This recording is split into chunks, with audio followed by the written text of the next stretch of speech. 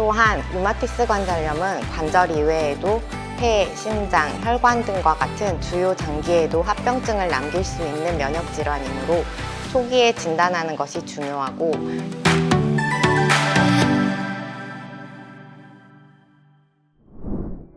안녕하세요. 홍명주 내과 원장 홍명주입니다. 저희 병원은 류마티스를 전문으로 하는 내과로 오늘은 류마티스 내과에 관련된 질문에 대해서 답변해보는 시간을 가져보도록 하겠습니다. 류마티스 내과라는 과 자체가 대부분의 사람들에게는 생소하게 느껴질 수 있습니다. 류마티스 내과에서 진료하는 대표적인 질환으로 많은 분들이 생각하는 질병은 과 이름에 나오는 류마티스 관절염이 있습니다. 하지만 저희 류마티스 내과에서는 류마티스 관절염 이외에도 다양한 자가면역 질환을 치료하고 있습니다. 류마티스 내과에서 진료하는 대표적인 질환들로는 류마티스 관절염, 척추 관절염, 통풍, 가성 통풍과 같은 결정 관절병증, 전신 홍반 루푸스, 골관절염, 전신경화증, 쇼그렌 증후군, 염증성 근염, 혈관염, 베체트병, 스틸시병, 소아 특발 관절염, 섬유근통과 같은 질환들이 있습니다. 저희 과에서 치료하는 질환들에는 다양한 희귀병들이 포함되어 있어 병명조차도 처음 들어보는 것들이 많이 있을 걸로 생각됩니다. 흔하게 저희 과에 방문하는 환자분들의 증상으로는 급성 혹은 만성 관절 통증, 다양한 피부 증상, 허리 통증, 구강궤양, 입마름과 같은 증상들이 있습니다. 앞서 말씀드린 증상들과 같은 류마티스 질환 의심 증상이 있는 경우에는 류마티스 내과에 방문하시어 적절한 진단과 치료를 받으시는 것을 추천드립니다. 증상에 따라 필요한 검사로는 신체 검사, 혈액 검사, 영상 검사, 조직 검사, 자가 진단 설문지 등이 있으며 각 질환에 맞는 적절한 검사를 선택 후 진행하여서 특정 질환을 진단할 수 있습니다. 진료를 하다 보면 가장 흔하게 환자분들이 내원하는 이유로 조조강직이 있습니다.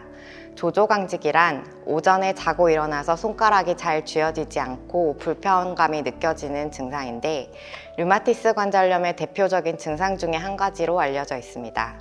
따라서 기상 후에 손가락 불편감이 느껴지는 많은 분들이 류마티스 관절염이 아닌지 걱정되어 내원하시는 경우가 많이 있습니다. 조조강직은 류마티스 관절염 이외에 퇴행성 관절염에서도 흔하게 볼 수 있는 증상이기는 합니다. 다만 강도와 지속 시간의 차이가 있습니다. 류마티스 관절염의 경우 대체로 그 강도가 퇴행성 관절염보다 강하고 지속 시간도 훨씬 길게 나타나게 됩니다. 다만 초기 류마티스 관절염의 경우나 많이 진행된 퇴행성 관절염의 경우 환자의 증상과 신체 검진만으로는 두 질환을 감별하기가 어려운 경우도 많이 있습니다.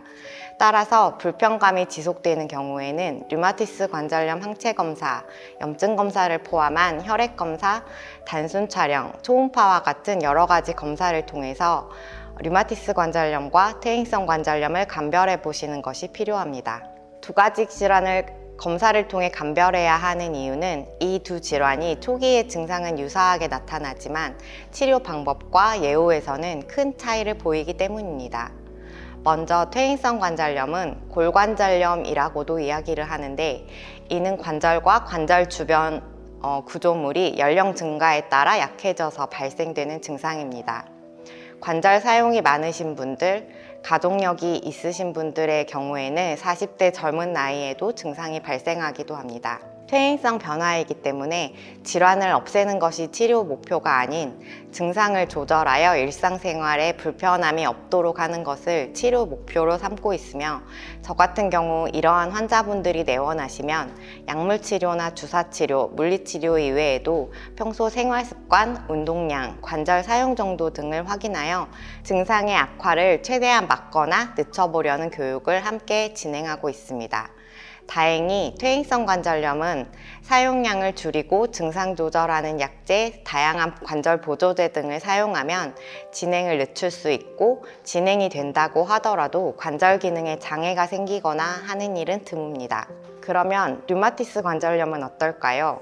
류마티스 관절염 검사가 필요한 이유는 빠른 진단과 치료가 환자의 예후에 큰 영향을 미치기 때문인데요. 류마티스 관절염은 질병이기 때문에 증상 조절을 위한 치료뿐만 아니라 질병 치료를 반드시 병행해야 합니다. 류마티스 관절염은 자가 면역 질환에 속해 있는데 진단은 증상 지속 기간, 혈액 검사, 단순 X선 촬영, 관절 평가를 통해 종합적으로 진단 기준에 대한 점수를 매기게 되고 전체 항목의 합산 점수가 6점 이상 시에 진단을 하게 됩니다. 진단이 되는 경우에는 최대한 빨리 치료를 시작하는 것이 통증 완화 목적 이외에도 질병의 진행을 막고 예후를 결정하는 데 큰 영향을 미치게 되는데 류마티스 관절염의 경우 치료를 하지 않고 방치하여 질환을 진행시키게 되면 그 기간 동안 환자가 느끼는 극심한 고통은 차치하고라도 관절에 비가역적인 손상을 발생시키게 되어 영구적인 장애가 남을 수 있습니다. 또한 류마티스 관절염은 관절 이외에도 폐, 심장, 혈관 등과 같은 주요 장기에도 합병증을 남길 수 있는 면역 질환이므로 초기에 진단하는 것이 중요하고 진단 즉시 특별한 금기증이 없다면 적극적인 치료를 시작하여 질병 활성도를 낮추고 질병의 진행을 막는 것이 좋습니다. 바람만 불어도 아프다고 해서 통풍이라고 부른다고 하는데요. 통풍은 류마티스 내과에서 치료하는 대표적인 급성 관절염 중에 하나입니다. 엄지발가락 부위에 흔하게 발생하기 때문에 엄지발가락에 불편감이 있는 경우 통풍이 아닌지 걱정되어 내원하시는 경우가 많이 있습니다. 일반적인 통풍 증상은 엄지발가락 부위에 잘 발생되고 아침에 자고 일어났을 때 갑작스럽게 발생합니다. 관절 부위의 발적, 부종과 함께 극심한 통증을 동반하기 때문에 발에 발생한 경우 통증으로 인해 신발을 신거나 걷기가 어려워 심한 경우 휠체어를 타고 내원하신 경우도 있습니다. 통풍은 여성보다는 남성에서 많이 발생하며 특히 기저질환이 없는 폐경기 이전의 여성에서는 거의 발생하지 않습니다. 신기능 저하자에서도 흔하게 발생합니다. 최근 건강검진 시에 통풍과 관련된 요산검사가 포함되어 있어 요산 증가를 주소로 내원하시는 환자분들도 종종 계시는데요. 혈액검사도 통풍 진단에 도움이 되기는 합니다만 혈액검사상에서 요산 수치가 증가되어 있다고 하여 모두 통풍으로 진단하지는 않습니다. 요산 수치가 높더라도 증상이 없는 경우는 단순 고요산 혈증이라 진단하고 추적 관찰만을 하며 추후에 통풍 증상이 발생하게 되면 그때 통풍으로 진단하게 됩니다. 따라서 통풍 관절염 증상이 없는 단순 고요산 혈증인 경우에는 일반적으로 특별한 치료는 필요 없으며 고요산 혈증으로 인해 신기능 저하, 관절 손상 등과 같은 다른 합병증 발생이 예상되는 경우에만 관절염 증상이 없더라도 예방적으로 치료를 하게 됩니다. 통풍을 진단받으신 분들이라면 잘 아시겠지만 음주를 하게 되면 급성 발작이 발생할 가능성이 높으므로 금주하시는 것을 권장하고 있습니다. 어떠한 종류의 음주도 하지 않으시는 것이 좋으나 특히 맥주를 마신 뒤에 급성 발작이 발생할 가능성이 매우 높기 때문에 특별히 맥주는 한두 잔이라도 절대로 피하시는 것이 좋습니다. 통풍 발생에 다양한 음식들도 영향을 미치는 것으로 알려져 있지만 환자에 따라서 소량 섭취 시에는 특별한 문제가 없는 경우도 많아 개인에 따라 진료 시에 상담을 통해 소량의 섭취는 고려해 볼 수 있겠습니다. 저희과 질환을 진단받으시는 분들 중에 절반 이상의 환자분들은 왜 내가 이런 질환에 걸렸나 하는 의문을 가지고 원인에 대해서 질문을 하시는 경우가 많이 있습니다. 그중 유전이 되느냐고 물어보시는 분들도 종종 있습니다. 류마티스 내과에서 치료하는 다양한 질환들 중 대부분은 아직까지 발생 원인이 밝혀지지 않아 발병 원인에 대해서 아직도 수없이 많은 연구들이 진행되고 있습니다. 현재까지 저희과 질환 중에서 밝혀진 대표적인 유전 질환으로는 강직성 척추염과 베체트병이 있으며, 이 두 가지 질환은 처음 진단 시에 관련 유전자 검사를 함께 진행하기도 하는데, 이때 유전자를 가지고 있는 환자분들의 가족들이 함께 검사를 진행하시기를 원하여 실제로 진행하시는 경우도 종종 있습니다.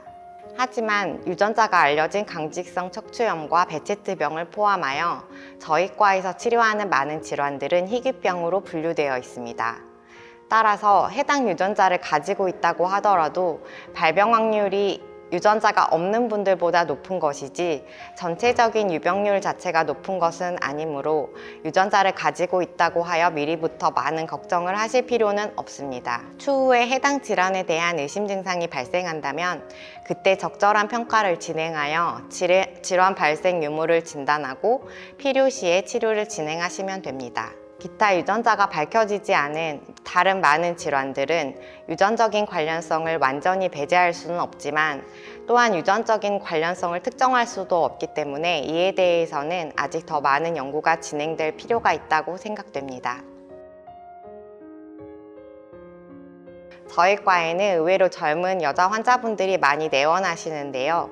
그중 일부는 면역력이 떨어지고 잔병 치레가 많아 면역질환에 대해 검사를 해보고자 내원하시는 경우도 있습니다. 특별한 질환을 특정할 만한 임상 증상이 나타나지 않는 경우에 단일 검사로 어떠한 자가 면역 질환을 진단하기에는 어려움이 있으며, 또한 저희과에서 다루지 않는 수많은 자가 면역 질환들이 있기도 합니다.